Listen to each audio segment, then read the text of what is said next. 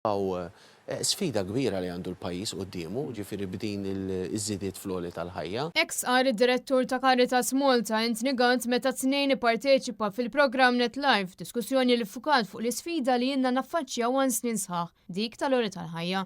Anthony Gantz spjega li fid-dawn ta' żieda enormi fil-prezzijiet, kull persuna spiċċa trid toqgħod attenta ferm meta tiġi biex tixtri xi ħaġa. Anke l-affarijiet l-aktar bażiċi, għaliex wieħed faċli jispiċċa ma jwassarx sal-aħħar tax-xahar. Rajna pereżempju il-pakkett tal-ikel.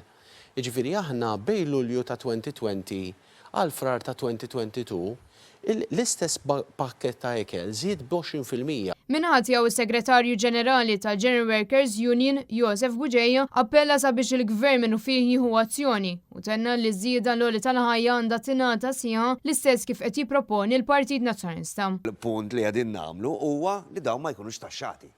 Għax hekk il-ħajja tiegħi li 13 euro ġi kalkulata minn dal-mekkaniżmu. X'inhu jżomm mill-issir din, Josef? Li jkun hemm ikunu. Għax jiswem dir-resistenza mill-issir din, Ma nafx, l-aħħar laqgħa li konna tal-pre-budget document il-Ministeru tal-Finanzi, il-Ministru s'issa ma qalx le fuqha, ma rridu nistennew il-budget u naraw se jiġru ma jiġrix. Il-Partit Nazzjonalista ilu żmien twil jappella lill-Gvern biex iż-żieda tal-kolla ma tkunx intaxxata ħalli l-poplu jieħu l-għajnuna b'mod sieħ u din tkun xi ftit ta' għajnuna quddiem iż-żieda kostanti fil-prezzijiet ta' prodotti bażiċi. Fl-aħħar xhur rajna kif il-familji Maltin u Għawċin affaċċjaw inflazzjoni u prezzijiet li huma ferm ogħla mill-medja taż-żona euro. Xi ħaġa li kienet ikkonfermata minn ċifri ġew pubblikati mill-Eurostat. Fost il-prodotti li għalew kien hemm il-ħobs, il-ħalib, diversi prodotti tal-ħalib bħal ġobon, il-jogurt u l-ġbejniet, frott u ħaxix, il-laħam, l-aġin u anke prodotti ta' iġiene personali u prodotti tal-ħasil. Dan apparti mediċini li jolew fil-prezz u anke servizzi bħal posta.